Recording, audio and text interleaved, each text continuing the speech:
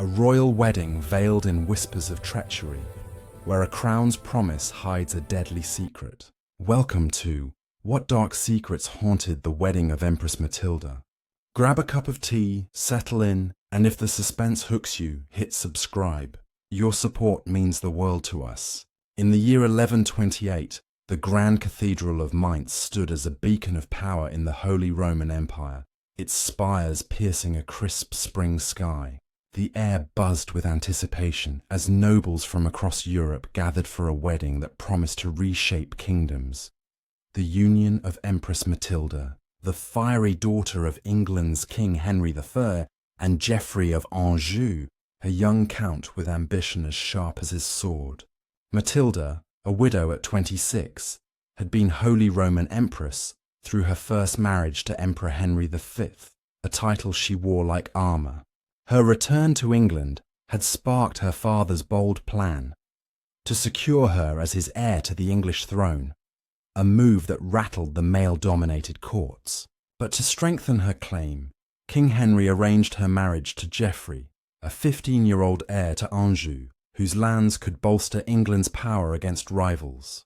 Yet beneath the pomp of wedding preparations, whispers of betrayal and hidden motives swirled, setting the stage for a mystery that would haunt the cathedral's sacred halls.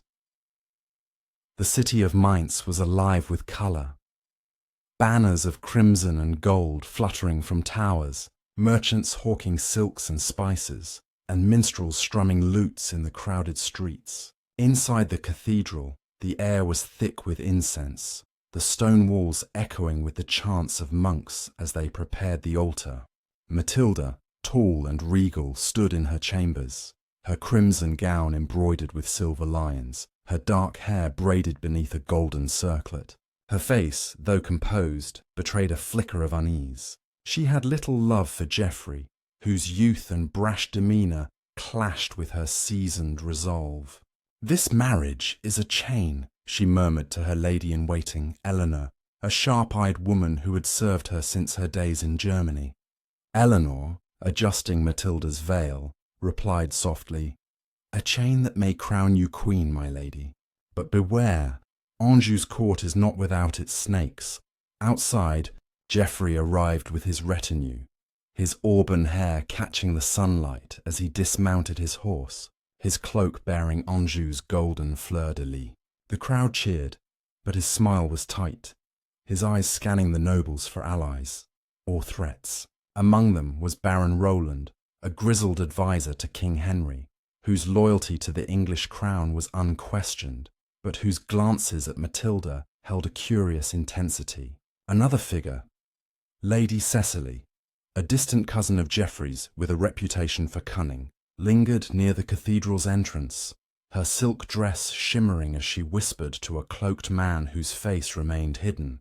The exchange was brief, but a small vial passed between them, glinting in the sunlight before vanishing into her sleeve. The moment went unnoticed by most, but not by Brother Thomas, a young monk tasked with overseeing the wedding's preparations, whose keen eyes caught the gesture from the cathedral steps.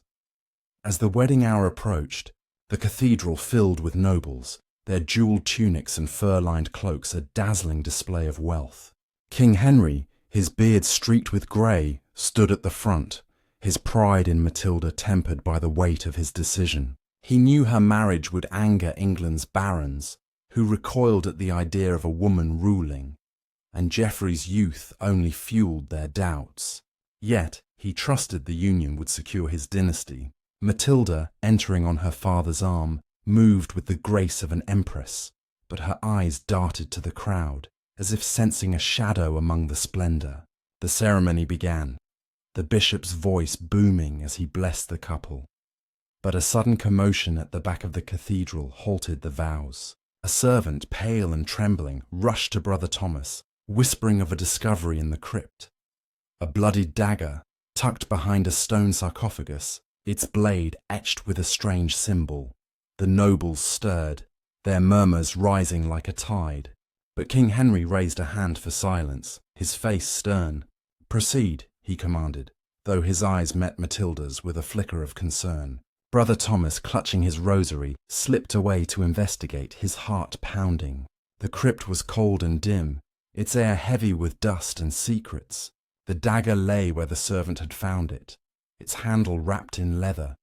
The symbol, a coiled serpent, unfamiliar to the monk.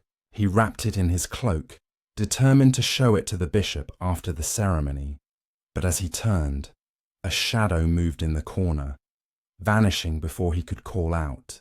Upstairs the wedding continued, Matilda and Geoffrey exchanging rings, their vows sealed with a kiss that felt more like a contract than a promise.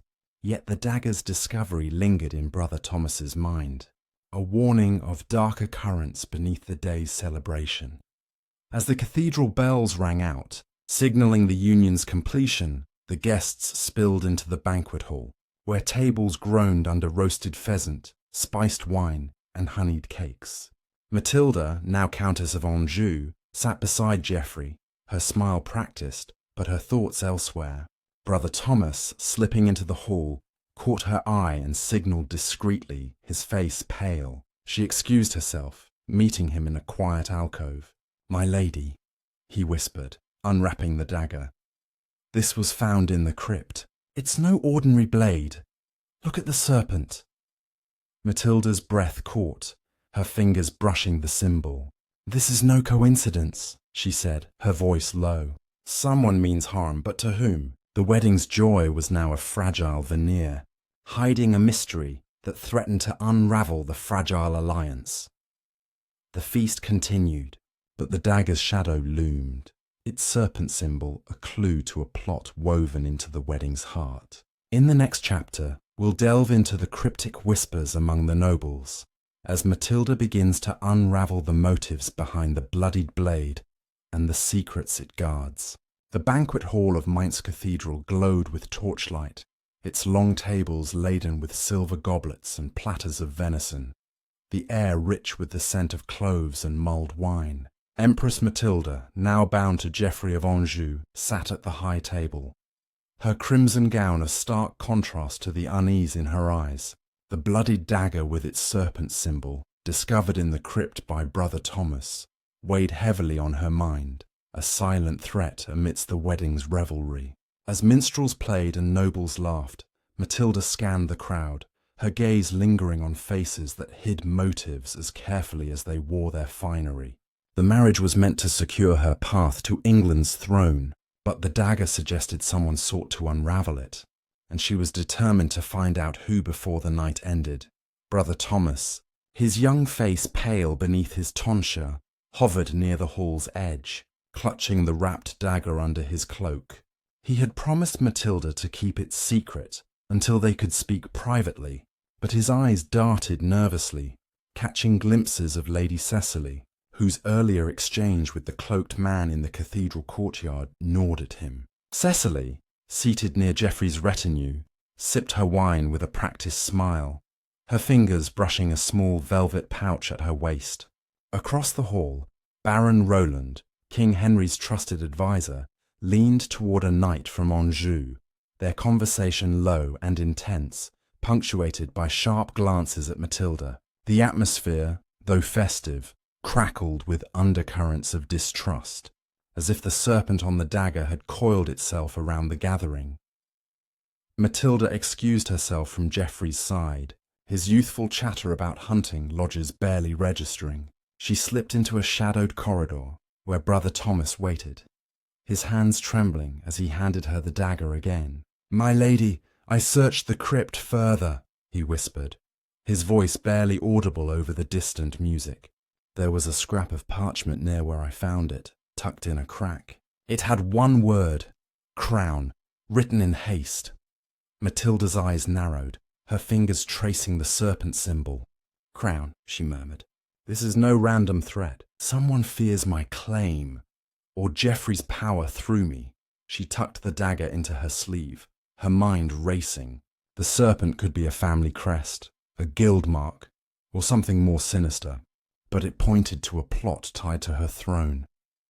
Returning to the banquet, Matilda noticed a new figure, a merchant named Lord Hugo, recently arrived from Normandy. whose wealth came from trade routes that rivaled Anjou's. His dark eyes followed her, his gold rings glinting as he raised a goblet in a toast that felt more like a challenge. Hugo had ties to the Norman barons who opposed her father's plan to name her queen. And his presence at the wedding was no coincidence. She approached him, her smile regal but cold. "Lord Hugo, your journey from Normandy honours us. What brings you to Mainz?" His reply was smooth, his voice like oil. "To celebrate your union, my lady, and to see the future of England's crown." The word crown echoed the parchment's warning, and Matilda's pulse quickened, sensing his words held a veiled threat. As the feast progressed, Brother Thomas lingered near the servants' entrance, overhearing a hushed argument between two of Geoffrey's knights. "The Anjou boy's too young to control her," one muttered, his hand on his sword hilt. "If the crown falls to her, we lose everything." The other nodded, glancing at Lady Cecily, who was now speaking with the cloaked man from earlier, their heads close in a corner. Thomas, his heart pounding, slipped closer, catching a fragment of their talk. "The vial's ready, but it must be tonight." He froze, realizing the vial Cecily had received might be poison, meant for Matilda or Geoffrey. He hurried to find Matilda, but she was now dancing with Geoffrey, the court's eyes on them, making a private word impossible. The music swelled, and the hall spun with laughter, but Matilda's thoughts were on the dagger, the parchment, and Hugo's cryptic toast. She noticed Baron Roland watching her, his expression unreadable, and recalled his loyalty to her father. But was it to her? The serpent symbol, the word crown, and the vial suggested a conspiracy, perhaps among the Normans or Anjou's rivals, to derail her path to the throne. As she spun in Geoffrey's arms, she whispered, "Trust no one tonight, husband. Danger is closer than we think." Geoffrey, his face flushed with wine, laughed it off, but her words lingered, a warning in the festive chaos.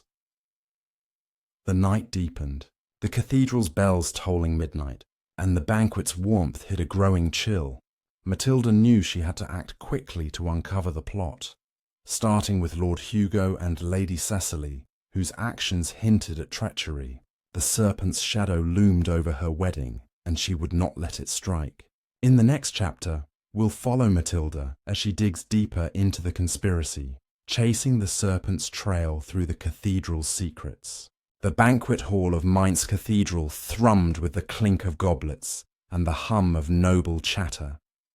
But beneath the surface, a current of menace pulsed through the torchlit shadows. Empress Matilda, her senses sharpened by the bloody dagger with its serpent symbol and the ominous parchment bearing the word crown, moved through the crowd with calculated grace, her crimson gown trailing like a warning. The whispers of poison, overheard by Brother Thomas in Lady Cecily's exchange with the cloaked man, had set her on edge, and Lord Hugo's pointed toast about the crown hinted at a deeper plot against her claim to England's throne. As the minstrels struck up a lively tune, Matilda resolved to uncover the conspirators, starting with those closest to the wedding's heart. Her new husband, Geoffrey of Anjou, laughed with his knights, oblivious to the danger. But Matilda knew the night was far from over, and the cathedral's ancient walls held secrets that could undo her future. Matilda slipped away from the dance, her eyes locking on Lady Cecily, who lingered near a tapestry depicting a hunt, her fingers brushing the velvet pouch at her waist. The memory of the vial passing between Cecily and the cloaked man gnawed at Matilda. She needed to know its contents. Approaching with a disarming smile, she said, "Lady Cecily, your presence graces our celebration. I trust Anjou's court treats you well." Cecily's eyes flickered, her smile tight as a drawn bowstring. "Most kind, my lady. I only wish to see Anjou's star rise with yours." The words were polite, but her hand hovered protectively over the pouch, and Matilda noted the faint tremor. "A lovely pouch," Matilda pressed, her voice light. "A gift, perhaps." Cecily's face paled, and she excused herself, murmuring about fresh air. but Matilda caught the scent of lavender as she passed, a scent that didn't match the banquet's spices. Following Cecily at a distance, Matilda signalled Brother Thomas, who hovered near the servants' tables, his young face tense with worry. He joined her in a quiet alcove, his cloak still hiding the dagger. "My lady," he whispered, "I followed the cloaked man after his talk with Lady Cecily. He's no noble. He's a hired man, a mercenary named Ulrich, known in Mainz for discreet tasks. He slipped into the cathedral's side chapel, carrying a satchel." Matilda's mind raced. Ulrich could be the key to the vial's purpose, and his presence suggested a plot beyond Cecily's ambition. "Find him, Thomas," she said, her voice low. "But be cautious. I'll speak with Baron Roland. He knows more than he lets on." Thomas nodded, his rosary beads clicking as he hurried off, his sandals silent on the stone floor. Matilda found Baron Roland near the high table, his grizzled beard catching the torchlight as he conversed with a Norman lord. His loyalty to King Henry was unshakable, but his intense gazes at her during the ceremony stirred suspicion. She approached, her tone regal yet probing. "Baron Roland, my father speaks highly of your counsel. What do you make of this union with Anjou?" Roland's eyes met hers, steady but guarded. "A bold move, my lady. It strengthens England's hand, but not all barons welcome a queen's rule." His words were blunt, and Matilda seized the opening. "And some might act against it? I've heard whispers of danger tonight, Roland. Speak plainly. Do you know of threats?" His jaw tightened, and after a pause, he leaned closer. "There are those in Normandy who fear your crown, my lady. I've heard talk of a plan to disrupt the marriage, but I know no names. Only that it involves a symbol, a serpent. The serpent again." Its coiled image on the dagger flashed in Matilda's mind, linking Roland's warning to the crypt's discovery. She excused herself, her heart pounding, and sought out Geoffrey, who was now deep in wine, joking with his knights. Pulling him aside, she whispered, "Geoffrey, there's a plot against us. A mercenary, Ulrich, and Lady Cecily are involved, possibly with poison. Stay alert." Geoffrey's youthful bravado faltered, his hand tightening on his goblet. "Poison? Who'd dare?" But his eyes scanned the hall, landing on Cecily, who had returned, her face composed, but her pouch now missing. Matilda followed her gaze to a servant pouring wine at the high table. A young man with a scar on his hand, moving with deliberate care.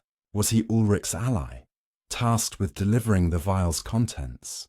Brother Thomas returned, breathless, his eyes wide. "My lady, I found Ulrich in the chapel. He was hiding a vial, small, glass with a green liquid. I overheard him say it's for the toast, to end the Empress's ambition. He's working for someone high-born, but he didn't name them." Matilda's blood ran cold. The toast was moments away, a ceremonial drink to seal the marriage. She grabbed Thomas's arm. "Find the bishop, tell him to delay the toast. I'll confront Cecily." As Thomas started off, Matilda approached Cecily, who stood near the banquet's edge, her eyes fixed on the servant with the wine. "Lady Cecily," Matilda said, her voice sharp, "what's in the vial you received? Speak, or I'll call the guards." Cecily's smile vanished, her hand twitching. "You mistake me, my lady. I know nothing of vials." But her voice wavered, and Matilda knew she was close to the truth. The hall grew hushed as the bishop rose for the toast, goblets gleaming in the torchlight. Matilda's eyes locked on the scarred servant, who hesitated, his tray trembling. The serpent's shadow loomed larger, its coils tightening around her destiny. In the next chapter, we'll follow Matilda as she races to unmask the conspirators, confronting the deadly plot threatening her wedding night. The banquet hall of Mainz Cathedral pulsed with the energy of the wedding feast, its torchlit glow casting flickering shadows across the faces of nobles, each hiding their own intentions. Empress Matilda, her resolve as unyielding as the crown she sought, stood poised near the high table, her eyes fixed on the scarred servant holding a tray of wine goblets for the impending toast. The serpent-etched dagger, The parchment with the word crown and Brother Thomas's warning of a green vial meant for poison had crystallized her suspicions into certainty. A plot to sabotage her marriage to Geoffrey of Anjou, and thus her claim to England's throne, was unfolding. Lady Cecily's evasive denial and the mercenary Ulrich's involvement pointed to a conspiracy rooted in ambition or revenge. As the bishop prepared to lead the toast, Matilda knew she had moments to act, her heart racing but her mind sharp, determined to expose the traitor before the poisoned wine could touch her lips. Matilda moved swiftly through the crowd, her crimson gown brushing against silk-clad nobles, her gaze locked on the scarred servant. His hands trembled slightly, and she noted the way his eyes darted to Lady Cecily, who stood near a pillar, her face a mask of calm, but her fingers clenched tightly. Matilda signalled Brother Thomas, who lingered near the bishop, his young face taut with urgency. "Thomas," she whispered, pulling him aside. "Watch the servant. If he pours from a different flagon, stop him." Thomas nodded, his rosary beads clicking as he slipped closer to the high table, his monk's robe blending with the shadows. Matilda then approached Geoffrey, who was laughing with a knight, unaware of the danger. "Geoffrey," she hissed, gripping his arm, "do not drink the toast until I signal. There's poison afoot." His eyes widened, the wine's flush fading from his cheeks, but he nodded, trusting her instinct. Turning her attention to Lady Cecily, Matilda closed the distance, her voice low and commanding. "Cecily, the vial Ulrich gave you, where is it? The servant's hand betrays him, and I know you're involved." Cecily's composure cracked, her eyes darting to the servant, who was now approaching the high table with a silver flagon. "You accuse without proof, my lady," she stammered, but her voice betrayed panic. Matilda leaned closer, her words a blade. "The proof is in your fear and in Ulrich's words. Poison for the toast, to end my ambition. Name your master or face the king's justice." Cecily's hand flew to her throat, but before she could speak, a shout rang out. Brother Thomas, lunging forward, knocked the flagon from the servant's hands. The vessel clattered to the floor, spilling a green-tinged liquid that hissed faintly on the stone, its acrid scent rising in the air. The hall erupted in gasps, nobles recoiling as guards seized the scarred servant, who struggled, his scar livid against his pale face. King Henry, his face thunderous, strode forward, demanding answers. "What treachery is this?" he roared, his gaze sweeping from the servant to Cecily, who shrank back. Matilda stepped into the fray, her voice cutting through the chaos. "Father, this man was to poison the toast, on orders tied to Lady Cecily and a mercenary named Ulrich. The dagger in the crypt, marked with a serpent, and a note about the crown, they aimed to stop my claim." She produced the dagger from her sleeve, its serpent symbol gleaming, and the crowd murmured, fear and intrigue rippling through them. The bishop, his face pale, ordered the guards to search for Ulrich, who was found hiding in the side chapel, his satchel stuffed with coins and a letter bearing a wax seal. A serpent coiled around a crown. The letter, written in a sharp script, instructed Ulrich to ensure the toast's success, signed only with the initial R.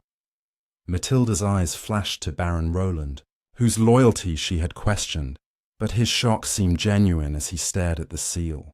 "Not I, my lady," he said, his voice hoarse. "This seal belongs to a Norman faction, those who oppose a woman's rule. I've heard whispers of their plans, but I swear I took no part."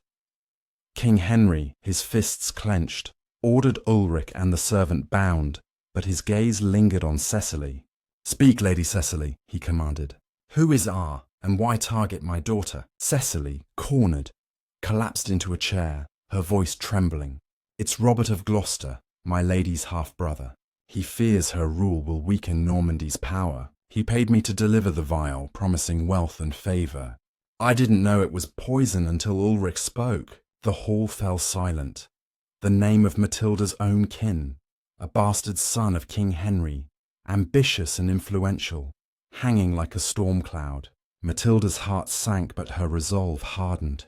Robert, though her ally in public, had long coveted influence, and her rise threatened his own. The serpent's seal, she realized, was his crest, hidden in plain sight among his banners. As guards dragged Cecily and Ulrich away, the banquet resumed, but its joy was tainted. Matilda stood beside Geoffrey, her hand on his, their alliance now a shield against betrayal. The serpent's plot had been foiled, but Robert's shadow loomed, his motives a mystery yet to be unravelled. In the next chapter, we'll follow Matilda as she confronts her half-brother's treachery, seeking the truth behind his betrayal and the secrets that haunt her path to the throne. The Cathedral of Mainz stood solemn under a starlit sky, its spires casting long shadows as the wedding feast wound down. The revelry now a fragile mask over the treachery exposed within its walls. Empress Matilda, her crimson gown still pristine despite the night's chaos, stood resolute, her mind burning with Lady Cecily's confession that Robert of Gloucester, her half-brother, had orchestrated the plot to poison her toast and derail her claim to England's throne. The serpent-etched dagger, the spilled green venom, and the letter signed R had unmasked a conspiracy rooted in Norman ambition, but the full truth of Robert's motives remained shrouded. With Geoffrey of Anjou at her side, his youthful bravado tempered by the near-fatal plot, Matilda prepared to confront her kin, determined to secure her destiny and expose the dark secrets that haunted her wedding night. The banquet hall had emptied, save for a few loyal retainers and guards, their armour glinting in the torchlight as they stood watch. King Henry, his face carved with fury and betrayal, summoned Robert to a private chamber off the cathedral's nave, where tapestries of saints bore witness to the reckoning. Matilda entered with Geoffrey, her eyes locking on Robert, a tall man with her father's broad shoulders and a guarded smile that didn't reach his eyes. His serpent crest ring glinted as he bowed, his voice smooth. "My lady, I rejoice in your union. What troubles bring us here?" Matilda's gaze was steel, her voice cutting through his courtesy. "Spare me your pleasantries, Robert. Your seal was on a letter to Ulrich, ordering poison for my toast. You sought to end my claim. Why?" Robert's smile faltered, his hand twitching toward his sword, but King Henry's glare pinned him in place. Brother Thomas, clutching his rosary, stood at Matilda's side, holding the serpent-sealed letter and the bloody dagger as evidence. "My lord," he said, his voice steady despite his youth, "I found this in the crypt, and Ulrich confessed your orders. The vial was meant to kill the Empress." Robert's eyes darted to the letter, his composure cracking. "This is a mistake," he protested, but Matilda stepped closer, her presence commanding. "No mistake, brother. Cecily named you, and your ambition betrays you. You fear my crown weakens Normandy, but to poison your own kin? Speak the truth, or face the king's justice." King Henry, his hand on his throne's armrest, leaned forward, his voice thunderous. "Robert, you are my son, but I'll not shield a traitor. Explain yourself." Robert's shoulders sagged, the weight of exposure breaking his defiance. "I meant no murder, father," he said, his voice low. "The vial was to sicken, not kill, to delay the marriage, give the barons time to rally against a woman's rule. Normandy's lords pressured me. They fear Matilda's reign will fracture our lands. The serpent seal was theirs, not mine alone." He glanced at Matilda, his eyes conflicted. "I supported your claim publicly, sister, but privately I doubted. The barons promised me power if I swayed them against you." Matilda's heart twisted. Robert was her ally, her blood, yet ambition had turned him against her. "And the dagger?" she pressed. Robert sighed. "A warning placed by Ulrich to frighten you, to make you doubt your safety." King Henry stood, his voice a growl. "You've shamed our house, Robert. You'll face exile until I decide your fate." He turned to Matilda, his eyes softening. "Your claim stands, daughter. This marriage binds Anjou to our cause, and no poison will break it." Matilda nodded, her resolve unshaken, but her gaze lingered on Robert as guards led him away. The serpent's plot had been his, but orchestrated by a cabal of Norman lords, their names still hidden. She turned to Geoffrey, who gripped her hand, his youth giving way to determination. "We'll face them together, Matilda," he said, his voice firm. "No barons will steal your crown." She smiled faintly, grateful for his loyalty, however new their bond. Brother Thomas approached, his face relieved but weary.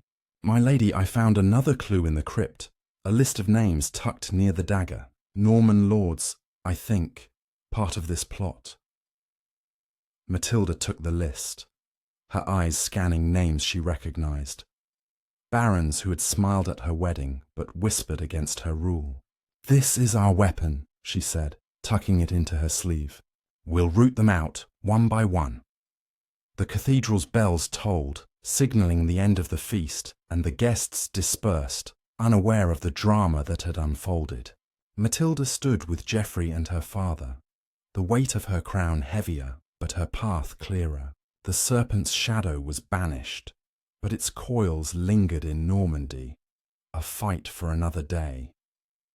As she stepped into the cool night air, the stars above Mainz gleamed like a promise. Matilda knew her throne was not yet won, but the wedding's secrets, poison, daggers, and betrayal had been laid bare, her enemies exposed. She turned to her audience as if speaking to a camera. "If you've been gripped by this tale of treachery and triumph, please like and subscribe. Your support means the world to us. Comment below, what would you do in Matilda's place?" With Geoffrey at her side, she walked into the darkness, ready to claim her destiny, the echoes of the cathedral fading behind her.